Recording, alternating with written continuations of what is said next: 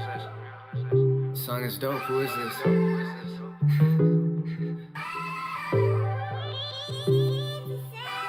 It's a celebration, baby, if you wanna spit a bottle with me, we could wrestle in a crowd. Laugh until our stomachs look like 8-pack muscles, and we'll party like we're 17. And we'll party like we're 17. And we'll party like we're 17. Okay, I think I got it. Okay, yeah, I get it.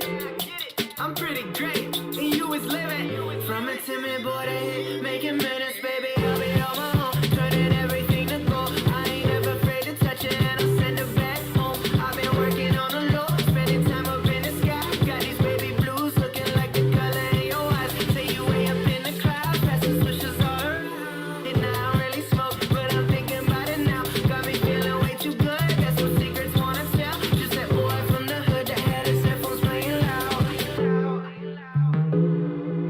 Just a boy from the hood that had his headphones playing loud. Yeah. Just a boy from the hood that had his headphones playing loud. Ooh, young boy, blow the speakers out. I knew you loved me. You would wait in line for hours when them sneakers out. I used to pull up on you, sneak you out the house. You could be the baddest girl and you ain't had to lose your blouse. Those days, do it like we don't know better. Do it like we might get caught. Every night a new adventure. Do it like we not supposed to. Do it like the opposite of what you're told to. A lot of boys that tell you yes, I'm the one that know you.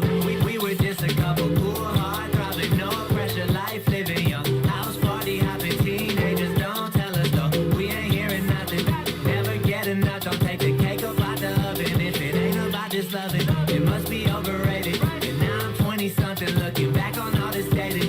Never working out, I think that's why I'm overweighted. Get back in my life again and we could get to celebrating. It's a celebration, baby, if you wanna spit a bottle with me, we could wrestle in a crowd. Laugh until our stomachs look like 8-pack muscles, and we'll party like we're 17. And we'll party like we're 17. And we'll party like we're 17. And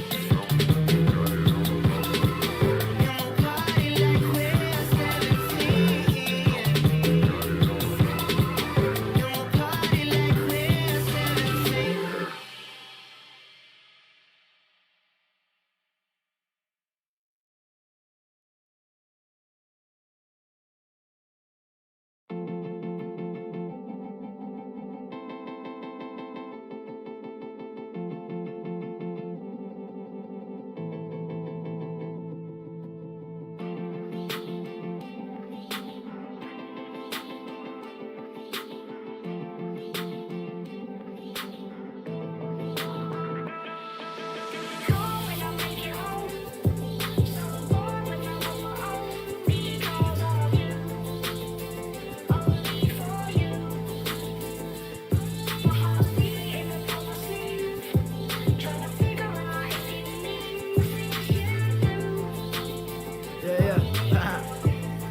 Look, never let them tell you you can't do it. Hard times, but you're gonna get through it. I promise you, cause I've been there. Got up and I put my mind to it. They told me no, but I told them yes. And I used to feel all alone, so depressed. But I fought back, now I smile again. If I ever fail, I'ma just try again. And I felt pain that I thought I'd never end. But I prayed long and I played my cards. And the stars aligned cause I worked hard. Then God went and threw me a curveball. I still swung, hit a home run. I look fear in the face, I don't run. I seen that, but I'm still blessed. I come from a world of no love. I'm hustling off of my family. Boy, I never had nothing handed me. People done shit to me you can't believe. Back in high school, bitches would laugh at me. Now they're hitting me up, saying what's up. Do you remember me? I'm tryna fuck.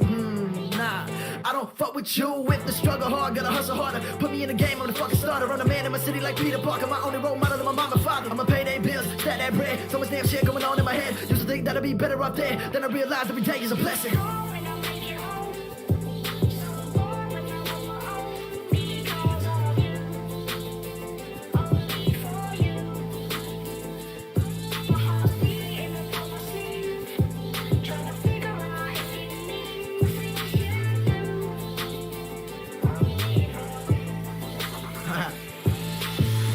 fail till you stop trying. Soon I'ma be in your top 5. Sometimes I wish I could stop time. Tell me, God, why the Pac die? Do I have to die young to become a legend? Cause I don't really wanna fucking die right now. Every single day in my life I'm stressing. I've been working hard as my time right now. I bled first and I shed tears. I'll be a household name by next year. I ain't give a shit when I met fear. I'm better turn it up into next gear. I do things that I shouldn't. I did what they said I couldn't. I'm still with the same team that I came up with, not like you couldn't. God will never put you through a situation that you can't do it. I know when I speak y'all feel it. My cup's low, can you feel it? I'm pouring up for my loved ones and my dead friends that ain't make it. When life get hard and it get rough and you feel like you can't. Live. Justin Spaulding episode 11, right? 11. Episode 11, 11th straight week, staying consistent. Persistent and consistent. It's the name of the game. So we don't get too many live viewers around here. You know, it's usually my mom, my dad, a couple close friends. We watch it live. We have it streaming live in here to help us pump our own numbers, right? We're live on Clubhouse, by the way, today. So if you want, and if you're on Clubhouse and you're listening or watching live right now and got to go and can't be in front of the screen or whatever, you can hop on Clubhouse, join the room. You can follow me on Clubhouse at Justin Spaulding, just like all my other handles, and then join that room.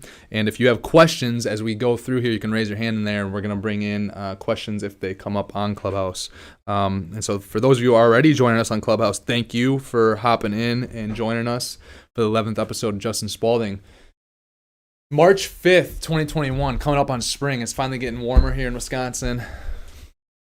About to see what we have for damage. We're finding out what we have for damage from the ice dams, right? Getting through all that. Actually, it wasn't too bad this year. A few years ago when that polar vortex came through, it messed up a lot of real estate. Really? Yeah, not ours as bad as some others, but we had a handful of apartments that got just jacked up. And is that mainly? No, it's like ice damming, so like the up in the gutters there's ice and stuff, and then if you don't have a good ice shield, water once that starts to melt, the ice blocks it from getting to the gutter, so it has to go somewhere. It finds a way into your roof and messes up the ceilings. And then we had frozen pipes, even though our stuff's all properly insulated, but that's how cold it was 2 years. Do you guys remember that? I remember it. Yeah. We've been at school for like. Literally, there was like frost on some of the outlets. Like, it was so insanely cold. We didn't have that this year, thank God. But yeah, it's just, and then like Madison, like the campus had a ton of damage from burst water pipes, and there's a lot of insurance claims because of that. So glad to be coming into spring where it's prime leasing season. We're making up some ground at Signature 23. I know where we're still wrapping up our apartments there and getting them remodeled. Some Riverview facing apartments and get them remodeled and updated, and hopefully get our occupancy up there over the winter. We were about 70% occupied as we finished the last round of actually over there. So we had a corporate contract there that had they must have had 14 apartments of the 47. And I agreed to it at the beginning because I'm like, okay, when I bought the place, like the whole idea was to turn that property around. I'm like, okay, we'll have a corporate contract. They'll pay all the way through, whatever. Well, they did a ton of damage in the year and a half they were there. So we booted all them out like mid of last year and did a lot of non-renews and stuff, but going through wrapping up those apartments. So hopefully getting those apartments here all done and then get that thing up to 92% occupied by, May, and hopefully by June, July, be 100% occupied and done there. And, that'll be a cash cow when it's done. So springtime, that's what's on my mind in spring of 2021. Springdale too, the 199 unit, that thing's turning around, getting those things cranking there. The rent roll right now at Springdale says 199 units. We bought it in November 2019. The rent roll right there right now, we're like 81% occupied there. The rent roll right now is the same as when they had it. The previous owners had it at 98% occupied. So we're cranking along there. Our company Prime Painters has been out there doing a ton of drywall work, doing a ton of painting.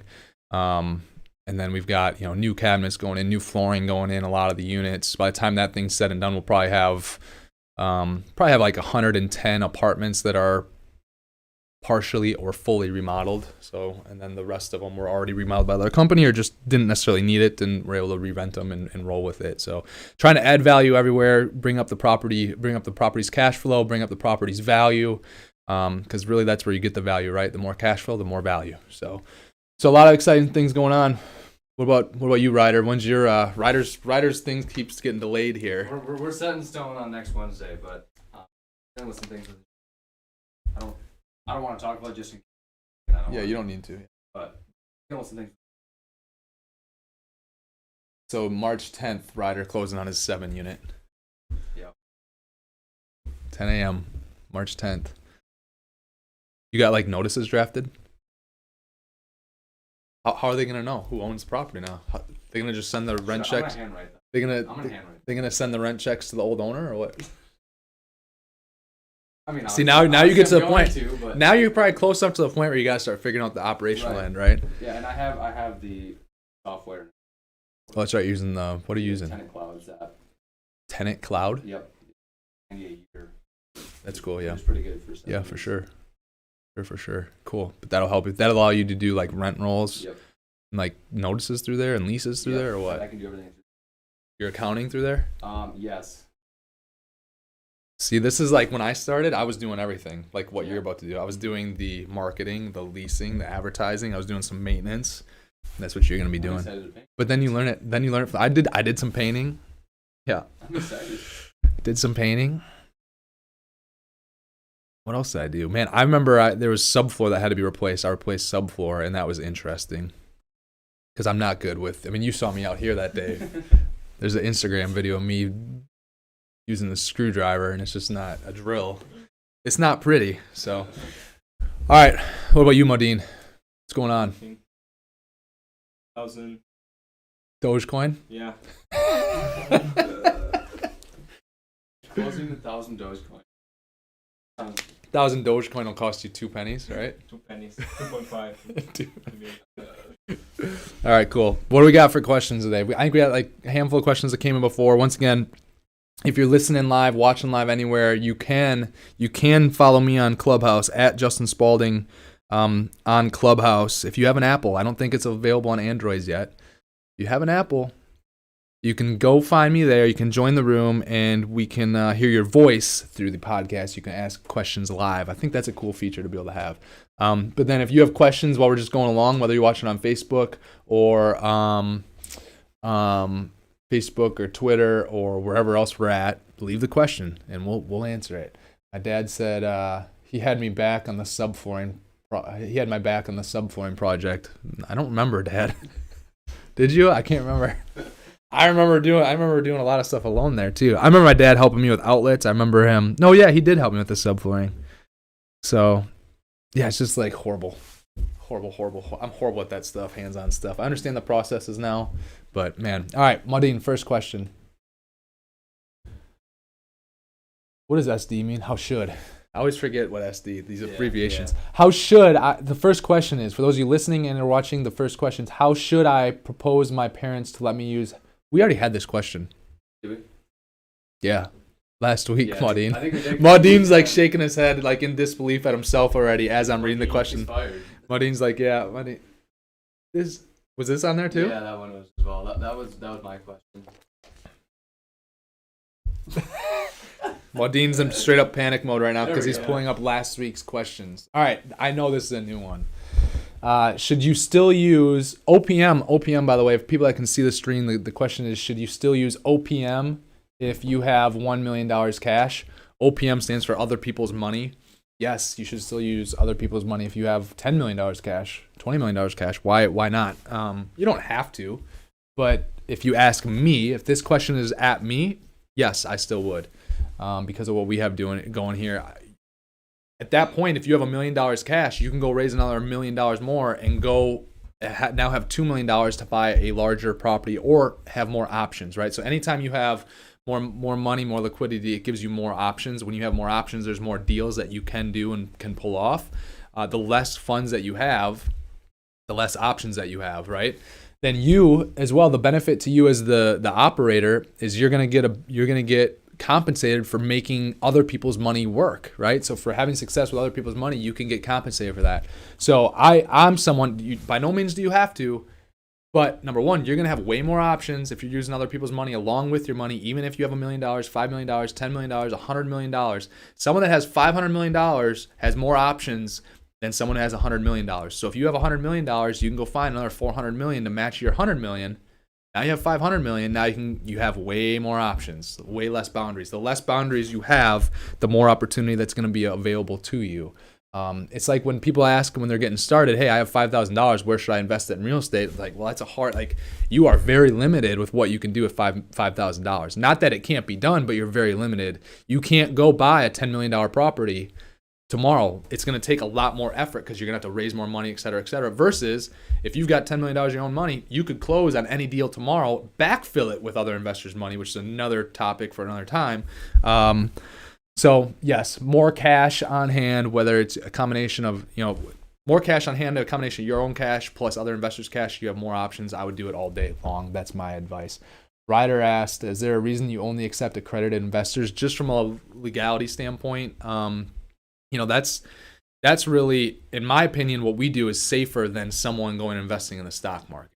But the government wants to, in my opinion, Wall Street and the government want to limit the best investments to themselves, right? The people that are, they're almost in a sense making the rules, right? The rich are kind of making the rules. They're limiting access to people. I have full confidence that people investing in our deals, the way that we're about is definitely more beneficial than them having a 401k, than them having a Roth, than them having whatever. But I can only take accredited because of the hurdle that I have to cross to be able to take on unaccredited funds. It's a lot more money out of my pocket getting the correct filings with the SEC and all the paperwork done.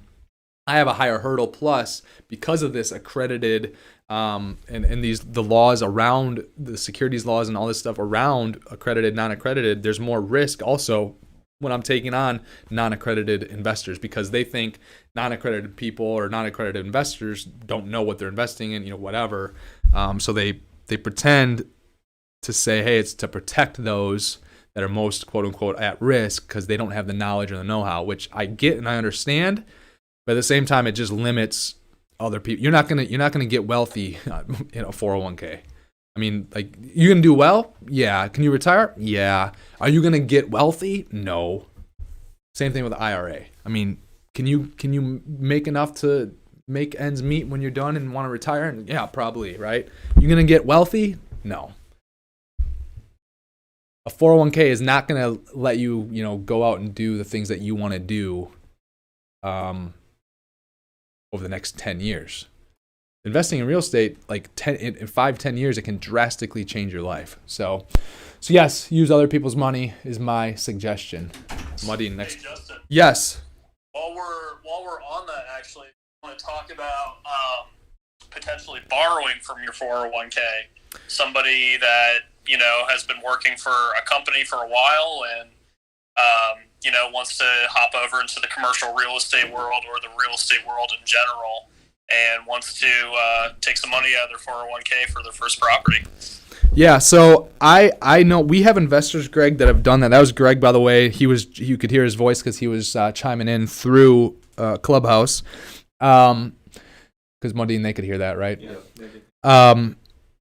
So just when it comes to 401k and borrowing from it, now, Greg, I personally am probably not the expert to talk on that. I need to become more well-versed in that to be able to advertise that and push that further on our investors and stuff like that. But I do have a couple investors that they just knew how to do it already, so they've done that. And what they did, they borrowed against their 401k, and I know the distribution checks get written back out to their 401k essentially. And the people that have done that with us, they've showed me what their 401k was how it was performing before and how it's performing now with the deals that they're in with us now. And it's insane the growth that they've had moving their ROI, their 401k over with us and having it be in our real estate investments. But I do know this. I know that there's some people that have wanted to do, and Greg, I don't know, maybe I'll let you chime back in a second because you might be a little bit more well-versed in this than I am even. They've wanted to move their 401k over, but it's not a self-directed plan, and so like the people that are controlling the plan or where the plan is sitting have been giving them big issues on releasing those funds and all this stuff. So I know it needs to be a certain type of 401k, I believe. We also had another guy that he ended up investing about $250,000 with us in the last deal, successful business owner. He also has a 401k, and he was unable to make it work where he could use his 401k. So I know it's not always doable, at least from my understanding. I could be wrong on that. Greg, do you have a little bit more information on that? Do you know much more about that, or?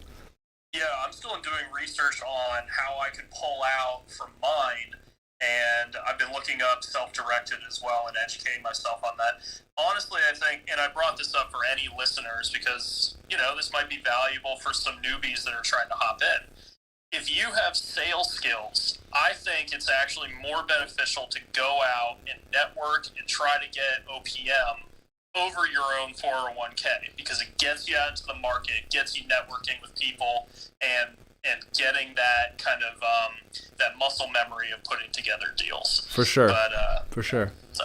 Yeah. Yep. And I mean, an example is, my wife she's a dentist. She has a 401k, and we've looked into that, and she, I don't know if it truly can or cannot be done. Everything that we've found so far is that it can't be done with how it's already set up. Now, is that the truth, or is that just the company that doesn't want to let it go? I don't know. So yeah, I'm someone that I want to learn more about that as well, so that I can, and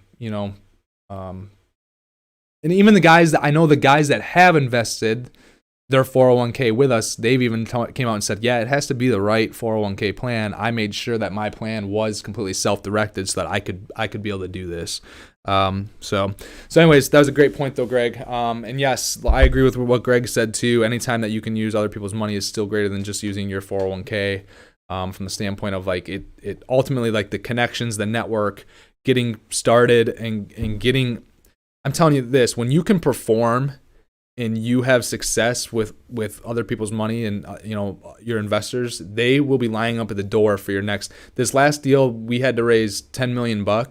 I mean, I could have raised 15 million, 20 million. I mean, it was the second deal that I've done now where I never had to worry about where the equity was coming from, because I knew when I sent an email out saying, guys, here, we're looking to raise $10 million. And this is an email that's going out to 350 to 400 people. Hey guys, guys and ladies, we're looking to, raise $10 million here. Let me know if you have interest. And literally in like a few days, it was like committed. And it was actually overcommitted because I ended up having another group that wanted to write in more than what they wrote in, and I had to put a limit on them so that we could still get new investors in and all this stuff too. So it's very powerful to use other people's money, and when you have success, you'll have people that will be in on 4 of your projects, 5 of your projects with you, and obviously they're not going to do that if you're not having success. But if you're learning and doing and picking off the right deals, once again, this isn't rocket science.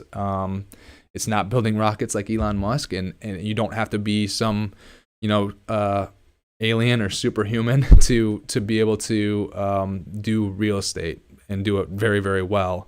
All right, Madine, let's go to the next question. The next question is, how do you budget what operating expense should be on an acquisition? So basically he's asking when I'm doing my due diligence, he's asking, how do I know what the operating expenses are going to be on that acquisition from a standpoint of the staff and the payroll, the repairs and maintenance, insurance, et cetera, et cetera. Well, number one, in due diligence, we're getting the trailing 12 months, at least at a very minimum, the trailing 12 months of what the property is doing. So when you go under contract, you get to go through due diligence, right? So you get to now, before the contract is signed, the offer to purchase is signed, you have to let the other side know, and it's got to be agreed upon what you have access to, because you can't just get it under contract and then later say, oh, I want to see this. Well, if you didn't state that you needed to see that in the offer to purchase, they don't necessarily have to get it to you. And so we're always looking to get the trailing 12 months at least. Sometimes we'll go back even 24 months. And what a trailing 12 months is, if you're watching and are a beginner, the trailing 12 months is just, it kind of removes the seasonality to it. So you get to see the most recent 12 months of operations. So if you're looking at a deal in June, you want to see the trailing 12 months, you should be able to get, the month you're in right now plus 11 months prior to that. Or if you're in early June where their financials aren't done yet, you should be able to get May, which would have been the previous month, to the June that you're in right now. May all the way back through the previous June. So you have 12 months of operations where you can see the current costs of how it's currently being operated by the current owner. So, but then, you also, when you get to a point of where we're at, what I do is I know what it costs us to do these deals and operate these deals, right? Because I have 700 apartments that I can say, okay, this is what these costs are going to be. But I can't do that for everything because like repairs and maintenance, that's going to vary on property. That's going to be, dependent on what age that property is. The repairs and maintenance is going to vary on how much capital expenditures this current owner has done. A lot of the things that we have bought, they've been the seller, the person we were buying from, they did not put money back into the property. So they had a lot of deferred maintenance that we had to take care of, right? So I had to account for that stuff. And once again, that's a learning thing. So the first time that I went through to budget a big property, was the 88 unit we bought. And I've talked about on this show before how I vastly, I really underestimated how much the capital expenditures and repairs and maintenance were going to be. So I really under budgeted there. And so now we're closing with anywhere from, depending on the deal, $2,000 to $11,000 per unit in each deal, as like to have excess cash on hand to just, number one, for emergencies, unexpected things, because unexpected things always come up, and just to be able to take care of a lot of deferred maintenance to hopefully make the ongoing repairs and maintenance less after years, maybe it's after year 1, 2, 3, 4, for sure after year 3, actually, we should say. By year 3, we were usually able to invest enough money into the asset that our repairs and maintenance drop a lot because everything's a lot newer, right? So the repairs and maintenance end, you got to look at the historicals. You got to look at what's been done from a capital expenditure standpoint. The more that's been done from the capital expenditure standpoint, the less deferred maintenance it has, the lower your repairs and maintenance will be. Now, if you're talking, if we're talking payroll, that's just a company on company thing. Like some people looking at an 8 unit, like Ryder putting his numbers together on a 7 unit, probably didn't account for much payroll because he's like, well, I'm just going to do this thing myself, which that's what I did when I first started, right? But now if you're looking at buying a 100 unit or, whatever, at some point you're going to need help. You can't do everything alone. And so you start to figure out what that costs you. So I know based on the property size and, stuff like that, how much payroll per unit I'm going to need annually. And for us, depending on the project, that is anywhere from $500 to $1,200 per unit based on the size, based on how much deferred maintenance there is, based on, et cetera, et cetera.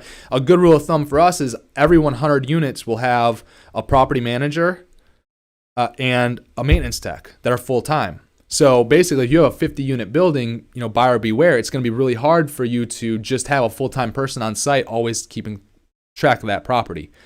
A 50-unit will probably have a person working on the management and leasing side, 20 hours a week, and a maintenance tech working 20 hours a week. So that's just a good rule of thumb. But then once again, it changes if the asset's really well taken care of, right? Then that maintenance tech for 50 units might actually be 10 hours a week. It might be a lot less because there's a lot less to do because there's a lot less to take care of.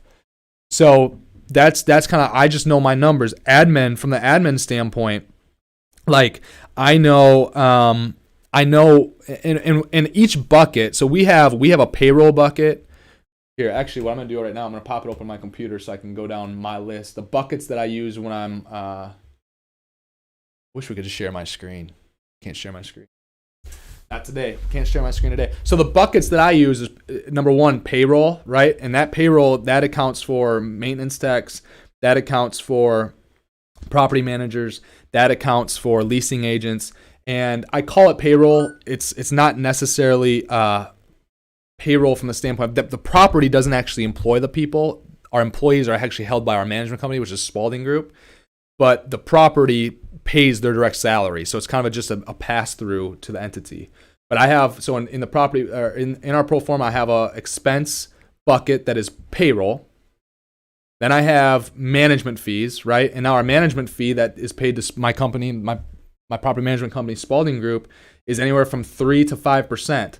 If it's 3%, it means there's more units. So at our 199 unit, it's a 3% property management fee. Right, because I have more revenue there. It doesn't make sense to have a 5% management fee. usually when we're under 100 units, it'll be a 5% management fee.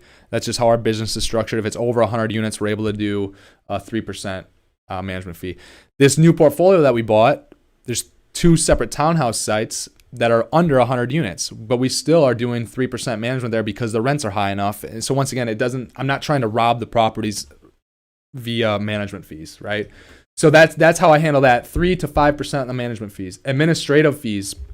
And once again, these buckets can be different company by company and stuff like that. Like what I call administrative and what's in our administrative bucket, other people might put in, other people might take their marketing budget and put that in with their administrative.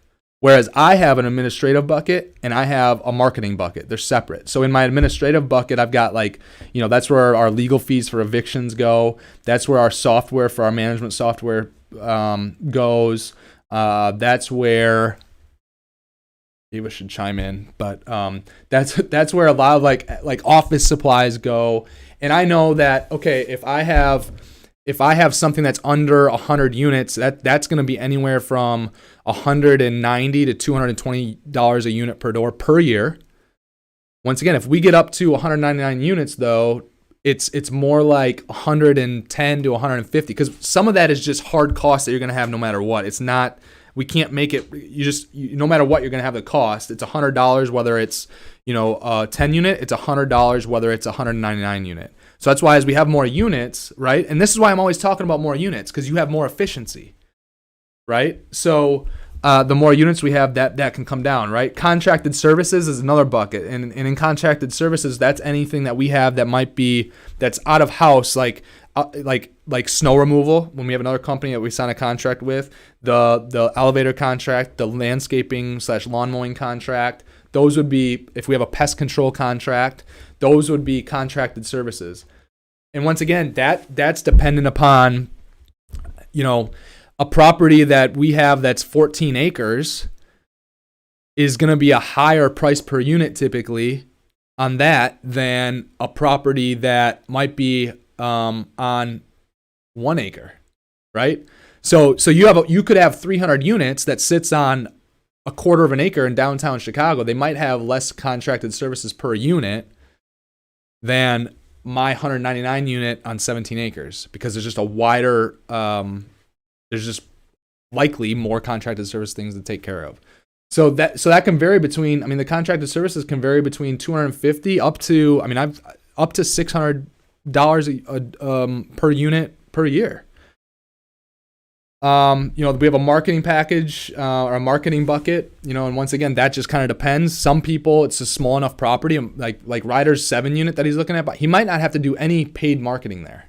So it might be zero. I don't know. It might be zero.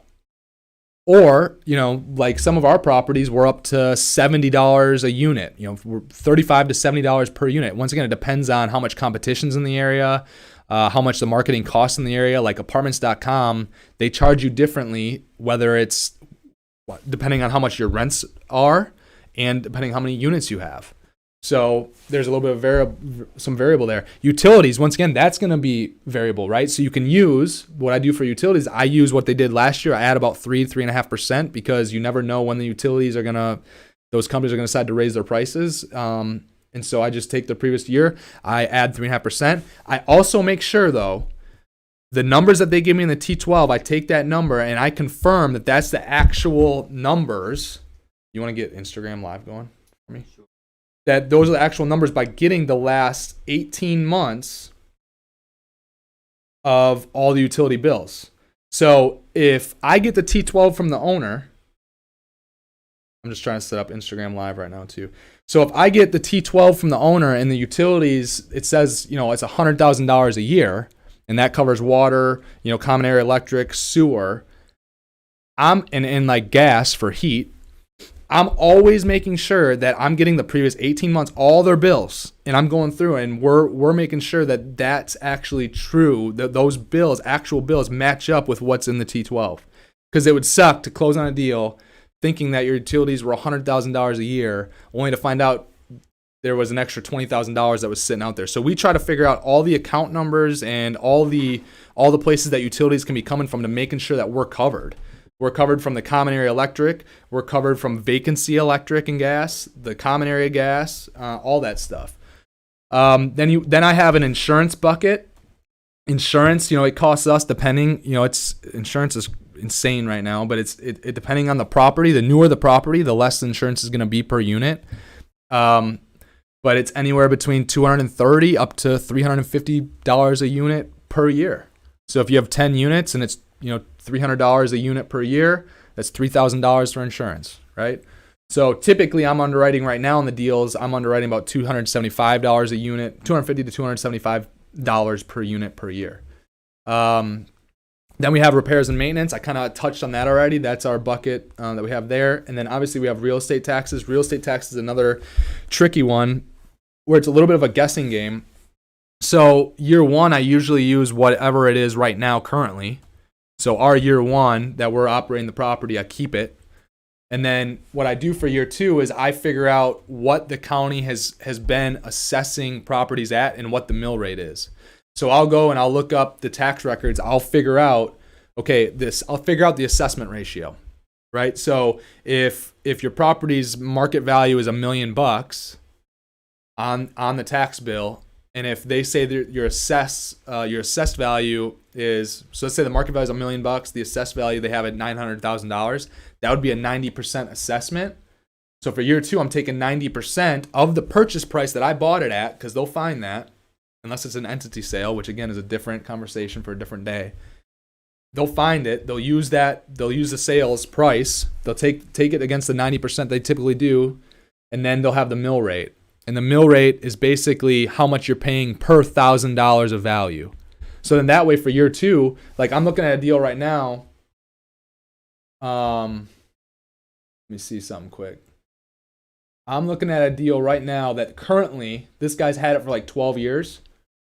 Currently, the real estate taxes, and these are real numbers, are $550,000.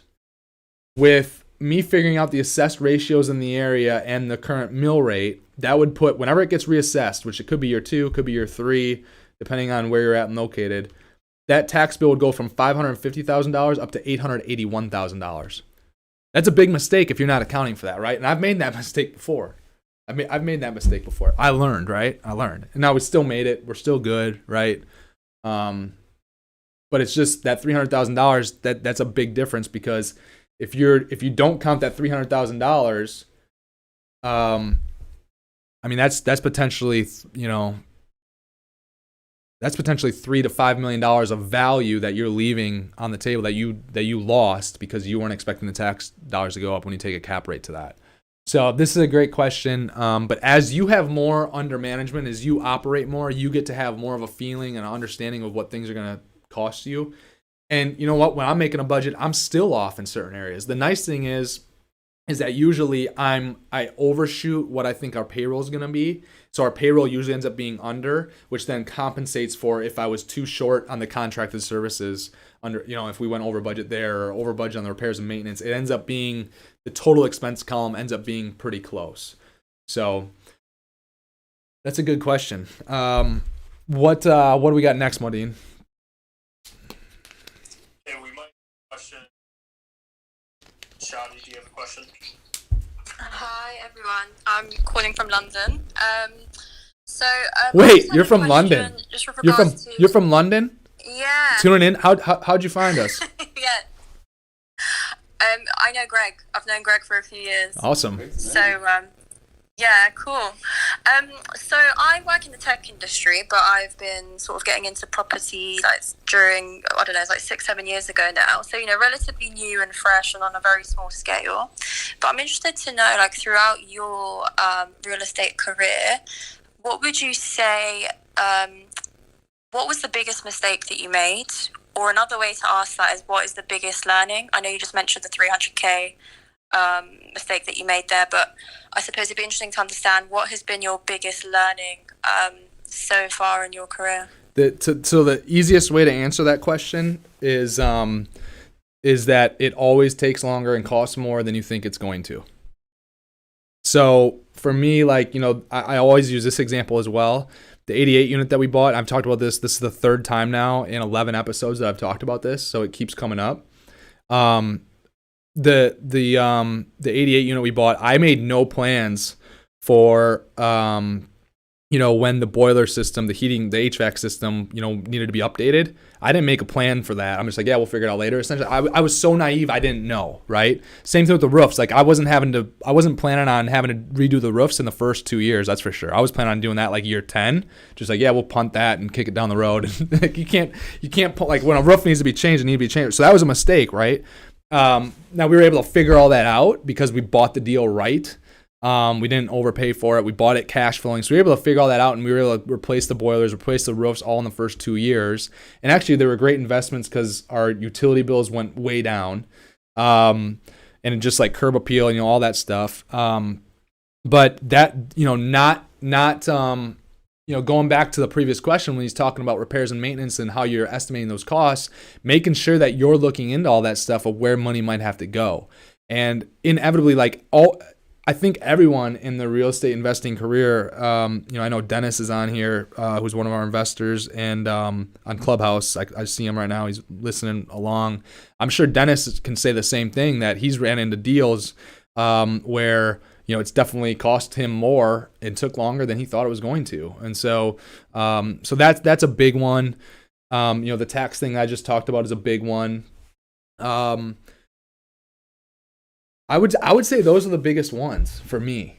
Those are the biggest ones. And then the other thing that I can always point back and go to is that I don't really wish I would have changed anything, but if I did change something, I would have tried to find a way to go bigger earlier on.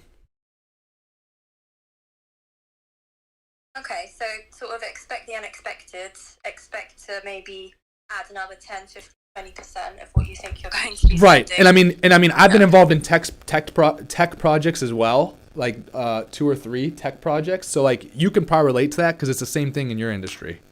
Of course. Yeah. Contingency, right? Contingency planning. Yeah. See you. Thank you. Yep. Good question. Thanks, Johnny. Woo! Thanks for coming out to support. Yeah, for sure. It's awesome. From London. It's like 7 p.m. there probably. Tuning in from London. All right. On a Friday night in London, she's tuning into the Justin Spaulding Show, episode 11. It's awesome. All right, next question, Modine. 7:44. 7:44. Yeah, I know it's 6. I know my time zones, dude. Oh, okay. I'm gonna get some. Yeah, what time is it in Italy? It's about the same time in Italy, probably. Maybe 7 hours. Behind. Well, until we spring ahead in the spring, because they don't spring ahead, dude. Gotcha. Yeah. All right. What software do I use to run your numbers? Can I walk us through a deal side by side? I think maybe next week we could do that. Walk through a deal side by side, like share my screen somehow or something. I think that's what he means by that. And I guess I don't know if he's actually talking about one of our current deals or. I mean, what we could do is you could hold up your laptop and zoom in. I just want solutions around here. I don't want excuses. Well, I'm telling you. You can change the camera. You can see it is 100% possible. We just have to have the right equipment. Yeah. I mean, Fox News and ESPN, they're throwing up all this stuff. We can figure something out. Expenses are gonna be high. It's $100 probably. No. For a capture card? 180. Oh, okay. That was off by $80. All right. right. We're gonna need more USB ports. I think we're gonna figure it out. So maybe a new PC. Because then I could do this right now. I could go through actually. I mean it's two separate things. I'd probably go through our AppFolio. So number one, I use AppFolio for our current. We use AppFolio around here for our property management software, and that takes care of all we can do advertising through there. We can do leases through there. We can do our notices, like late notices and stuff through there. They have tenant portals. They can pay online through AppFolio, and that's also where all of our accounting, our property accounting is. So I'd be able to, if we could stop making excuses around here, Maudine and Ryder, if we freaking stop making excuses around here. All right, so this is the problem. This is what you need, right? But here's the thing. I would be able to number one, go through AppFolio and show some of our current properties and how we look at it, how I break it down. But then also I'd be able to go for Excel. Why is my head cut off? And then what we could do as well is go through some new deals that we're looking at. I gotta sometimes be hard on you guys around here. I can go through some of the properties that we're looking at like on Excel. So I use Excel for our pro formas projections and all that stuff. The other thing about Okay, what were you saying now? I was saying that computer is not going to be sufficient enough for camera already wiring through that thing, and then, I mean, you just have hubs going or USBs that thing. I gotta need a more powerful. What do you computer, think, Marty? especially for a capture card. Okay. So what was the thing that you just brought up on your computer? That's a capture card. So that's capture card? Yeah. So what it's gonna do is it's gonna duplicate your display and put it onto OBS. But you're gonna need a more powerful computer. What do we need for a computer? 7. This is an i7 right here. That's probably an i7 right here. We got like 4 computers in here right now. Yeah, but those What is i7s this? still lagged last. So what do we need then? This is i7 10th gen. -9. Probably a high-end graphics card. So what does that cost? What do we get? You're looking at $1,000 for a graphics card, and that's just one computer. So okay, so we can do it. All right. We can do it though. Yeah, I'll, okay. I'll build a computer in here for you. All right. So hopefully next week, maybe next week we can just try. What if we try this i7? But I think it's a GTX, which we're using is fine. We can give it a shot. And All right. Here's another learning lesson, right? Everyone's like, I can't do a podcast yet because I don't have all the equipment. Like we're talking about our equipment and trying to figure this out as we're going. So just move forward and take action. That's a good learning lesson from that conversation right there for those of you who are actually still with us through you know how that. many years it took me to understand how to run everything like this? Well, I mean, yeah. Like there was a time when I didn't even know. Well, you're only 18, so it can't be too many years, right? No, it was since I was 12. 12 is when I started researching and built my first computer. All right. Well, I think next week maybe we can at least we can get that, because either way we need the thing you just showed right We can there. try the capture card on here, see how it runs. If it makes things. All right, that's what we'll try, and then we'll have a backup for next week if we can't do side by side deals next week on that because it's not working in the moment. We'll have questions to back us up and roll that way. All right, that's the strategy for Justin Spaulding Show episode 12. If you're still tuning in here. But yeah, so the question, I mean, that's pretty much that. We got to your question right there. You heard the very long-winded plan to be able to execute and answer your question over the next couple weeks. Next question, Muddy.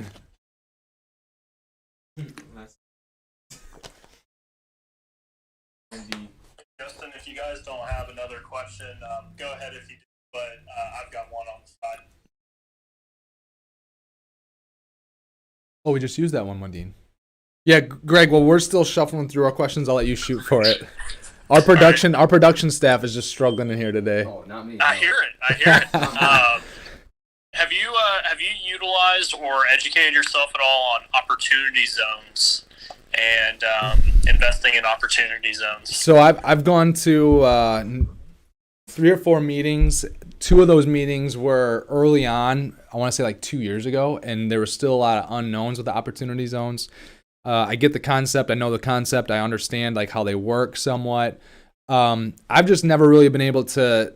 The type of investing that we do, and this is once again we would either have to essentially do new development to really benefit from it, or basically buy a building and completely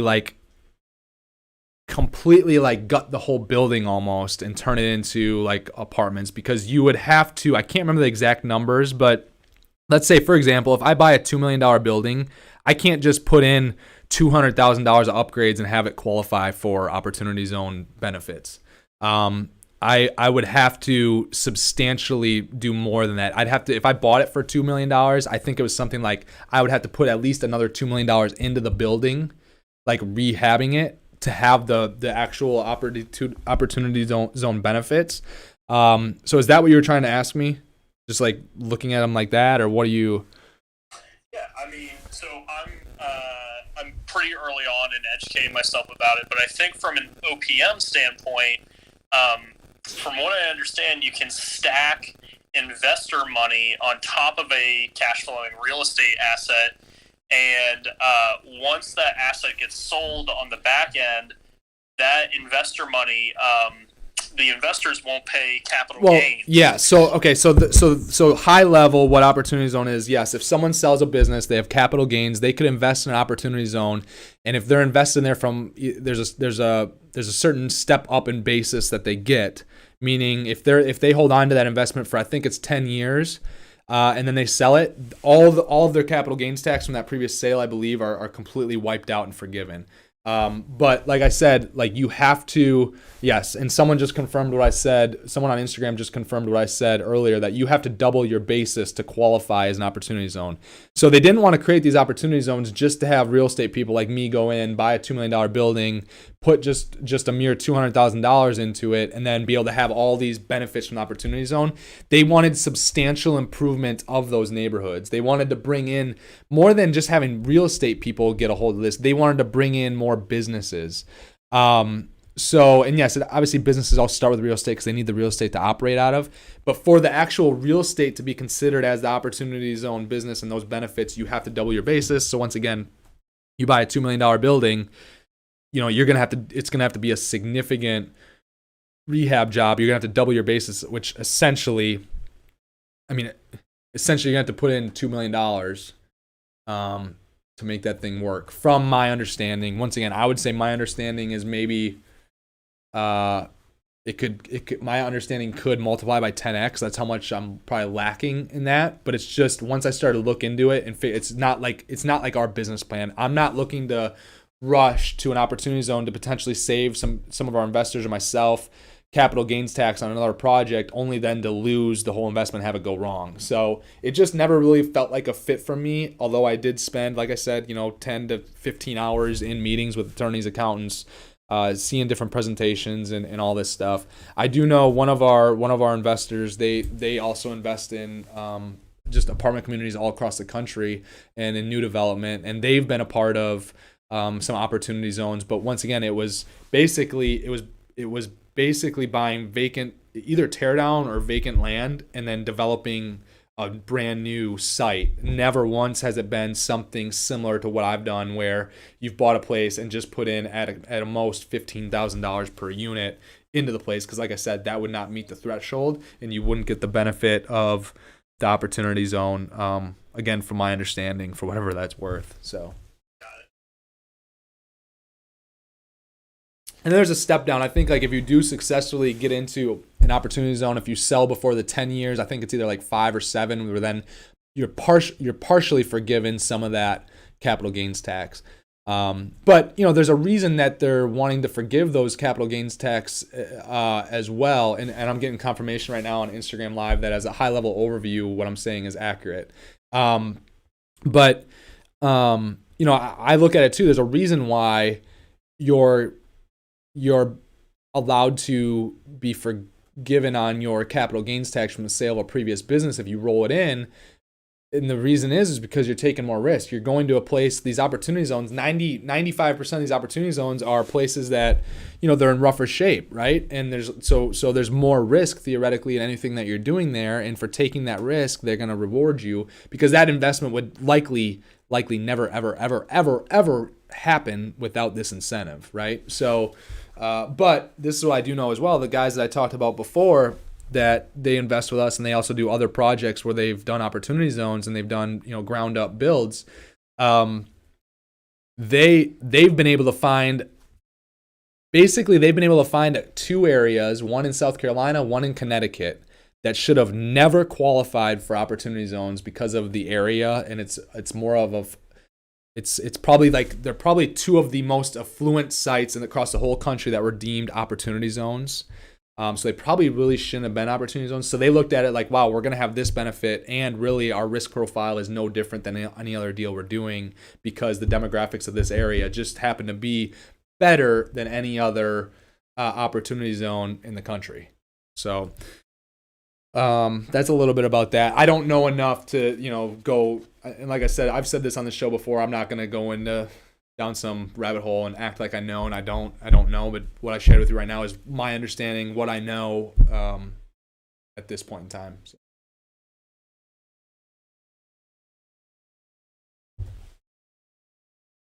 Let me see if we so if anyone on Clubhouse has a question, we can take those now. I'm looking through Instagram to see if we had any other question. I'm not seeing any other questions right now. And then the same guy that's commenting on Instagram Live, he's still just saying, he just confirmed what I said. Some opportunity zones aren't in as bad a shape as others. So I got a question. Ryder Well, it's has not a from question. me. It's questions that somehow got lost somewhere. Oh, so we do have more questions, but we just missed out. This guy, I tell you. So I owe him, right now. Maudine's like working on it for us. So this is like a contract type basis. I owe him $100. Here's your $100. Thank you. Anyways, the question. It's the first time we've really had an issue on getting questions up. So Yeah. Maudine's gonna do a great job. It's nothing against Maudine. Yeah, I'm just a little salty bit, right A now. little bit. Should I buy SF rentals or wait to buy multi-unit? My brother and I can't decide which one. Say it again. Should I buy SF rentals? Can they hear him on here? So when No? here, hold on. This is how ghetto we are. All right. Should I buy SF rentals or wait to buy multi-unit? My brother and I can't decide which one's better. So when it comes to the single family, more units is better. I'm gonna say it every single time, probably every episode. Like when we're on episode 235 of the Justin Spaulding Show, I'll probably have said this 235 times. The more units that you can buy in one location, the better. That being said, when people are asking these questions, they're usually looking for a way to get started, and you gotta find a way to get your foot in the door. If you're gonna buy, and I'm gonna say this over and over and over again, probably on every single show, if you're gonna buy single family or a duplex, my question is then, how fast can you get in and out of that deal? Can you get in that deal, add value to that deal, rehab it, and almost have it be more like a flip? Take that money, go to the next single family, once again, to help accelerate your savings so that you can go out and get that larger multifamily building, right? So it's more of a business play versus like a straight up investment play. When I look at this big multifamily real estate, that's straight up, that is real hardcore big time investing, right? When people start talking about single families, 99% of that is not investing. It's actually like a smaller business, which there's nothing wrong with that. Now make that smaller business have cash flow, right? Well, how do you have businesses have cash flow? You have to have more transactions, right? You gotta be able to turn, right? You have to have turns. So you gotta get a single family in this scenario and have that more of be inventory that you now want to get off your shelf. Which this is actually a new way of me saying this. I've never said it like that before. If you're buying smaller stuff, view it as inventory, just like you would this bottle of water or whatever else you can sell. This phone, this wallet, treat that more like those. How fast do those companies want to sell those items? Really fast, right? Why? Because it brings them more cash. They buy more of this for a quarter, go and sell this for $6 or whatever, right? More cash, go build their business, right? So the smaller your property is, the more you should treat it like inventory. There are certain assets that are 330 units in beautiful places, great locations, that people aren't necessarily viewing that as inventory. It's a real investment that they're going to want to keep for 5, 7, 10 years. The worst thing in the world, in my opinion, is try to keep a single family home for 10 years or 30 single family homes for 10 years. Like what I would do is, and Dennis, I see your question. I'm gonna invite you as a speaker in 1 second. What I would do is treat that single family, go do the single family home, right? I'm right now, I'm invested in a flip with Josh Eastman, my partner in the storage units. I'm invested in a flip with him, right? He's doing all the work and everything. But we're viewing that's not an investment like the storage units were. Yes, we only had the storage units for 3 years, Josh and I did, but we had intent of holding on for longer. We just ended up having a really good opportunity to sell them really quick, get it off our books, go on and scale up, right? Well, that's the same thing with these single families. View it as true inventory. Don't view it as a long-term investment. Add value to it. Get into a situation where you can add value to it relatively quick. Sell it. Get it off your shelf, right? Hopefully you buy it for $80,000. You sell it for $200,000. You go find one of those deals. Yes, buy that single family home and do that. But now don't add value to that $80,000 home and have $200,000, have it be worth $200,000 and sit on it and rent it. Don't do that. That's stupid in my opinion. Sell it, make the 120, go out, find another one for 80, right? Buy it, right? Take 10 that you had, put it down, get a loan, buy it. Now you still have 110 in savings. Turn that second house from 80 into 200 again. Now you got another 120 plus the 110 on the sideline. Now you got $230,000 sitting there. Now you can go buy $1 million multifamily building. And then the more units that you get, you can plan on holding those for a longer time. You might have a great opportunity to sell it sooner, great, but plan on holding it for 7 years. Plan on holding it for 12 years or 15 years. There's some generational type assets that people would not mind holding on to forever. So that's my opinion on that. I'm going to bring Dennis in. Dennis is one of our investors, and he's coming in on Clubhouse because he's raising his hand. Dennis, you should be able to talk, I think. Hi, everyone. There he is. Hi, everyone. Hi, Justin. Hi, Greg. I have a question as to what I'm seeing right now, people migrating from Illinois to Wisconsin and Indiana. I guess right now, I mean, not right now, maybe within a couple of years, we'll see like Wisconsin being an emerging market. Are you seeing any differences as far as like increased demand for multifamily in your area? Dude, For sure. That's my question. And then because I'm looking at other opportunities, and at this point, I see Wisconsin as like, you know, the best market to jump into these days. And I'm going to be, looking for some properties there. And once again, since you're my partner, I'll be looking after you and what you're going to have to offer within the next few months. Dude, for sure, like, Dennis, stuff that like a year and a half ago would have sold for $60,000, people are listing it right now for $110,000. That's what I thought. And this was my whole thing. Like 5 years ago, people were like, "Oh, why are you trying to invest in Wisconsin?" And I was at a thing in 2017 with Brian Bulio down in where was that at? Florida or something. And he's from Chicago, but he happened to say there's like 1,000 of us in the room from all over the country. He was standing up there and he's like, "Okay, those of you in Wisconsin, stand up." And I was like, "Oh, okay," stood up. He said, "Everyone look around. No one that's in Wisconsin is going to care about the wall being built in between Mexico and the United States. You're going to want a wall built between Illinois and Wisconsin when it comes to politics, because everyone's just going to be leaving." He's like, everyone's going to be leaving, and everyone is from, like, I have deals that come across my desk all the time from Illinois, and you look at the numbers and people are leaving Illinois and Chicago specifically, but even Illinois in general, just hand over fist and going to, Michigan and, more so Indiana and Wisconsin than anything. But yeah, and I mean, we're seeing it, just in like the investments that we've had and, all this stuff. And I've just believed in it too, just because some of the decisions that were made by our, Scott Walker, 10 years ago now. He made some really good decisions that were long-term decisions that he got a lot of heat for. But for the long term of the state, it's going to be a very, very good thing. So yeah, we'll see. But I would say that something's really changed, and Wisconsin is just crazy from a single family market side right now too, because I even have a couple employees that I have one employee that lives well, actually we had two employees that one lived in downtown Chicago. She moved to Madison. She got out of Chicago. Then we have a maintenance tech. He lives just across the border. He's in Illinois right now. They're looking to leave Illinois and move right across the border into the Janesville area. And so you look at that, and I think that's going to keep happening, more and more. Just because Illinois is, I don't know. I've refused to do any deals down there. Ryder's probably like, crap, because he's investing in Illinois and Rockford right now. But that's just been my mindset, that I've completely avoided Illinois, for what we just talked about there, Dennis. Thanks for the feedback.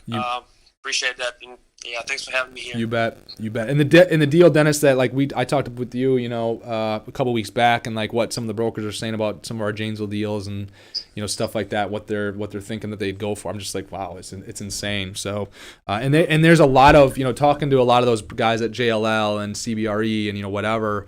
I mean, there's money that's even Florida money and stuff is trying to get into the Midwest, and so there's California money, New York money that not only are those people wanting to invest in the Southeast, like Florida, Georgia, all that stuff, but they're also now looking in the Midwest, and people are looking at Wisconsin. So, who knows? Hey Dennis, while you're talking, come to our real estate open forum on March 10th at 6 p.m. You can follow Justin or follow me and get an invite to that, and come and ask some more questions.